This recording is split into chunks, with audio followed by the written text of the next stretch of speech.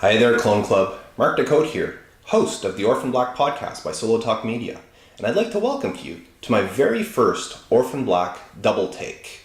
Now, what is an Orphan Black double take? Well, this is my first impression. I just finished watching the Season 2, Episode 1, the premiere of Season 2, and this is my first impressions of what I thought. Without having rewatched it, given it much time to think of, these are the first things that came to mind, and I want to share them with you so that we can discuss them on my upcoming podcast. Now, this season's been a long time waiting, and I know the fans were just ecstatic about Season 2 starting. On Facebook, on Twitter, everywhere. People just talk about Orphan Black. So it was great, amazing to see this episode back, and what a great episode to start the season off with. I know that the rest of the season's going to be a big bang. So I'm going to talk about a lot of what happened in this episode in my podcast, but for now, I wanted to ask you guys 3 questions. Question number 1, what's the deal between Rachel and the people from Taiwan? Are they her bosses? Are they people that are looking at purchasing the clone technology?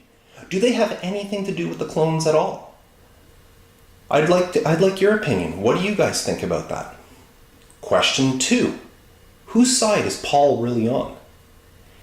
Earlier in the episode, he was telling Sarah that she should turn herself into Rachel. She should come into the Dyad Institute.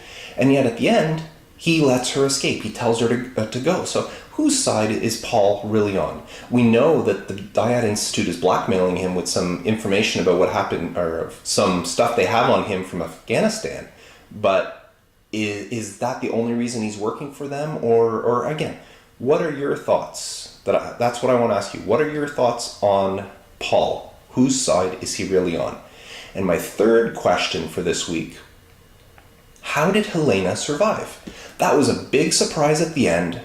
We saw Helena show up at the hospital, all bleeding and just, it looked like she was clinging on to life. But at the end of Season 1, when Sarah shot her, we saw the pool of blood, and we thought for sure she was dead. So how did she drag herself out of there? And this brings up the question of how did she survive? Is there something about the clones? Do they have some sort of regenerative ability, some sort of healing ability? Is that why Kira was able to survive being struck by the car? So my questions for you this week are, what's the deal between Rachel and the people from Taiwan? Whose side is Paul really on? And how did Helena survive?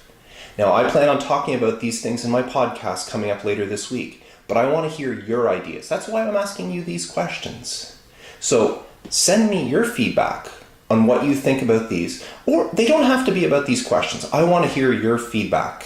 So if it's something else, you just want to give me your opinion about the whole episode without these 3 questions, if you want to answer one of the questions, or if you have questions about other stuff that you want to throw my way, please do so. This is what I want. I want to hear from you guys, my listeners. So you have till Tuesday at noon Eastern Standard Time.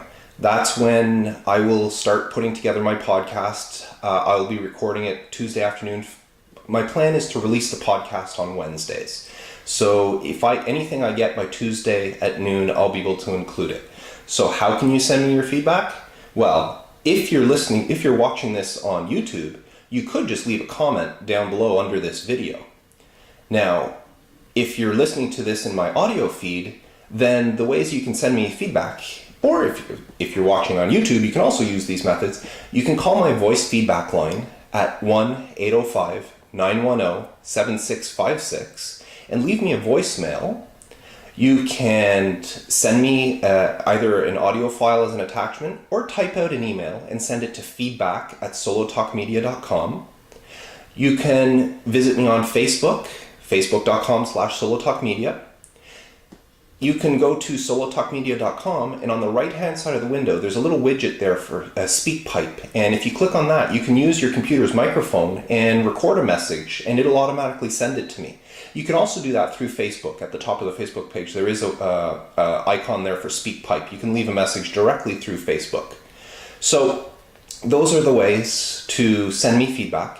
If you aren't already subscribed to the podcast, you can subscribe via iTunes or Stitcher Radio. Just look for The Orphan Black Podcast by Solo Talk Media.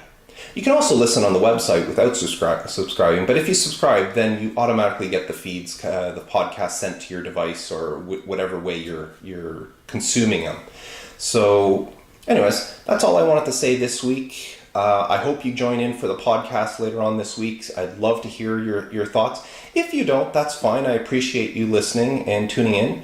Now, I hope I didn't screw this up too much. This is my very first time recording a video for YouTube. I'm very nervous, so I hope I did a good job. If you want to send me feedback and just let me know how I did, I'd appreciate that as well. And last bit, I'd appreciate if you left me a review on iTunes. Again, look up The Orphan Black Podcast by Solo Talk Media on iTunes and leave me a review. It doesn't matter what country you're in, you just leave me a review there. It'd be much appreciated. So anyways, I will talk to you later in the week from my podcast. And if not, I will see you again next week, either on YouTube or through the podcast feed when I give you my double take for episode 2. Anyways, till next time, take care.